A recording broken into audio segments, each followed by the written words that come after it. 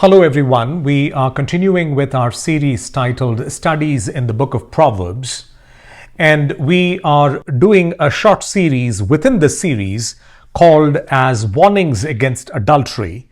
And we have thus far done two videos on this. We have looked at the temptations of adultery and we have looked at the consequences of adultery. And in this video, we are going to look at the advice that Solomon is giving regarding adultery.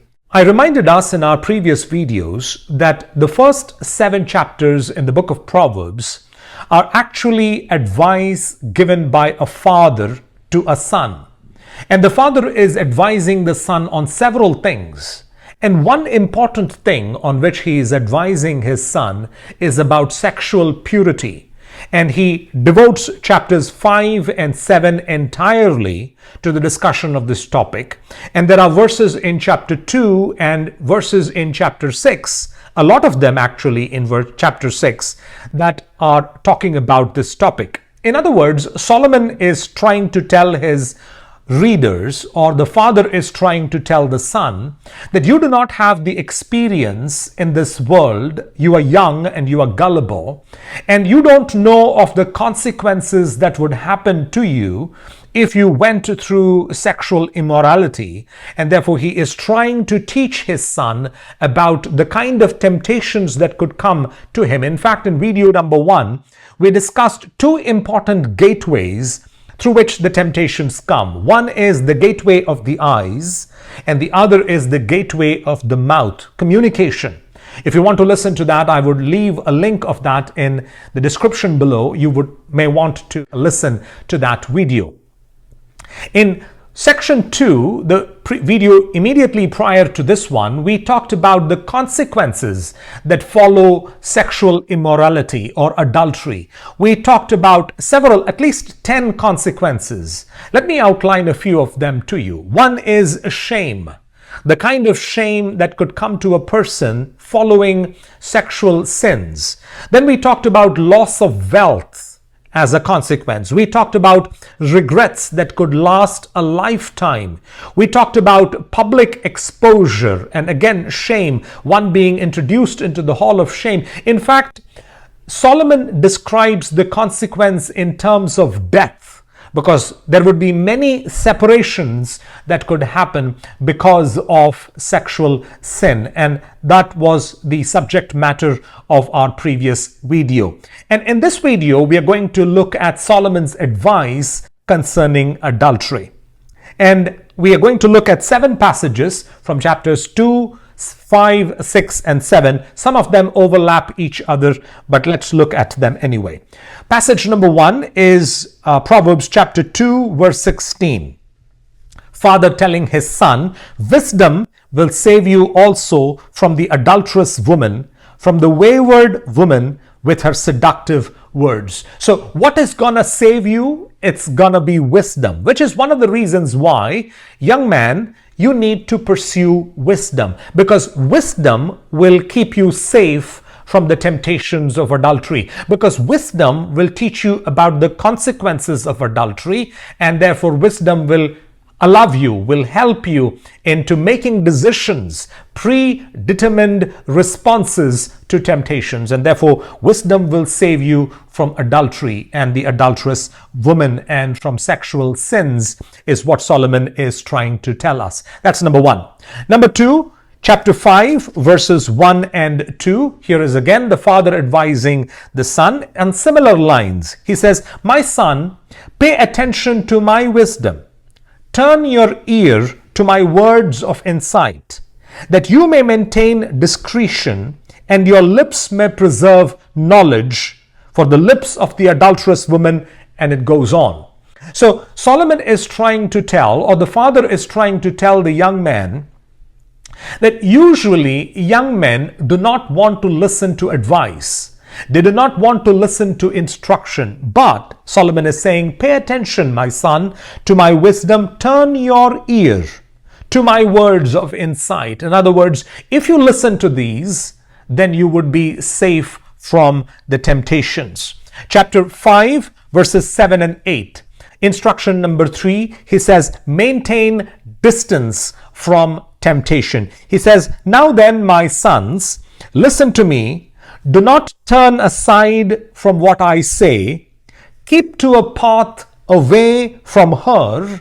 Do not go near the door of her house." In other words, try to stay away from the place or places that could bring you temptation. It could be a physical place that Solomon is referring to. In our today's world, it could be websites that he is talking about, social media that he is talking about. Stay away. Keep a path away from her. 2 Timothy chapter 2 verse 22, Paul is instructing the young Timothy to flee from all youthful desires. In other words, the best defense against this problem is to run away, is to flee. If you linger around temptation, the longer you linger around temptation, the greater is the danger and possibility of you falling into it. In other words, don't give yourself the opportunity. Do not allow yourselves to be tempted. Do not provide yourself with an opportunity to be tempted, is what Solomon is saying here in this passage. In chapter 5, verses 15 to 19, Solomon is instructing the young man, the father is instructing the young man about the God-made provision of enjoying the sexual activity within marriage. He says, God is aware of the sexual hungers and thirsts that every individual has, and God has made provisions within which this can be enjoyed. And he is instructing his son, be content within your marriage. In other words, you have to tell yourself that I will stay content within my marriage. Verses 15 onwards of chapter 5. He says, drink water from your own cistern, running water from your own well. What he is saying is that each of the spouses, whether husband or wife, is to find their satisfaction within their own marriage. Drinking water from one's own cistern and drinking water from one's own well means that you have to find your sexual satisfaction within the boundaries of marriage. Verse 16, should your springs overflow in the streets, your streams of water in the public squares? He is using a particular kind of language to say that you are to draw borders around yourself. You are to draw boundaries for yourself. And you are to tell yourself that you are not going to allow sexual satisfaction to come to you through outside the boundaries of marriage. He says that is to be an exclusive kind of relationship that you have with your wife. Verse 17, look at the exclusivity that is mentioned. He says, let them be yours alone, never to be shared with strangers.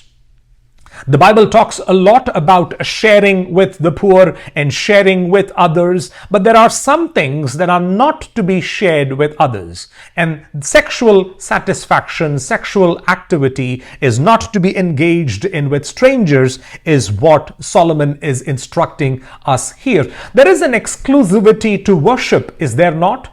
God alone is the person to be worshipped. There is an exclusivity to worship. Similarly, there is an exclusivity to sex, and that is to be within the boundaries of marriage. And Solomon is saying that you have to make your mind tell yourself that I'm going to find all my satisfaction within my marriage. Verses 18 and 19 are verses that talk about that. May your fountain be blessed, and may you rejoice in the wife of your youth, a loving doe, a graceful deer.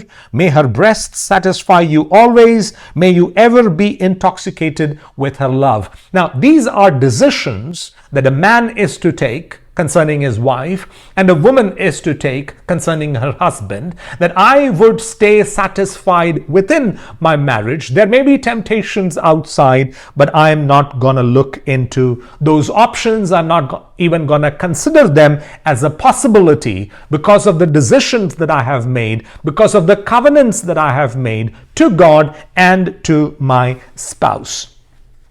Chapter 6, verses 20 to 24. Here is another piece of advice that Solomon is giving to us. This is again about keeping instructions. My son, keep your father's command. Do not forsake your mother's teaching. Bind them always on your heart. Fasten them around your neck. It should be always around your heart. Your heart is the place where all these temptations begin. The eyes and the mouth could be gateways, but the actual action is in the heart and in the mind. And therefore, bind my teaching, the father's command, mother's teaching, always on your heart. Fasten them around your neck. When you walk, they will guide you. When you sleep, they will watch over you. When you awake, they will speak to you. Who will speak to you? The father's commands, the mother's instructions. For this command is a lamp, this teaching is a light, and correction and instruction and are the way to life, keeping you from your neighbor's wife, from the smooth talk of a wayward woman, etc., etc. In other words, your decision to bind these kinds of teachings, instructions, and keeping them close to your heart and keeping them tied around your neck, which means that you're always aware of its presence. And doing so could keep you from sexual sin, is what is being talked about here. Chapter 6, verses 27 to 29, Solomon is speaking about the inevitability of the consequences. He says, can a man scoop fire into his lap without his clothes being burned? Can a man walk on hot coals without his feet being scorched? So is he who sleeps with another man's wife. No one who touches her will go unpunished. In other words, can you take fire into your lap without your clothes being burnt? Can you walk on hot coals without your feet being affected by it? In other words, if you do that, you are definitely bound to be burnt. So also, if you do this, consequences are bound to follow. Some people enter into sexual sin with the assumption that other people may face the consequences of this, but I might not. And Solomon is trying to tell us here about the inevitability of the consequences of this kind of sin. And the last passage from chapter 7, verses 24 and 25. He says, now then, my sons, listen to me. Pay attention to what I say. Do not let your heart turn to her ways or stray into her paths. In other words, your heart and your feet have to be guarded. Your heart must not allow itself to walk in that direction, nor must your heart allow your feet to walk into that direction. In other words, you need to make a covenant with your eyes, like Job made in chapter 31 of the book of Job, verse 1, where he says, I have made a covenant with my eyes that I would not look lustfully upon any woman.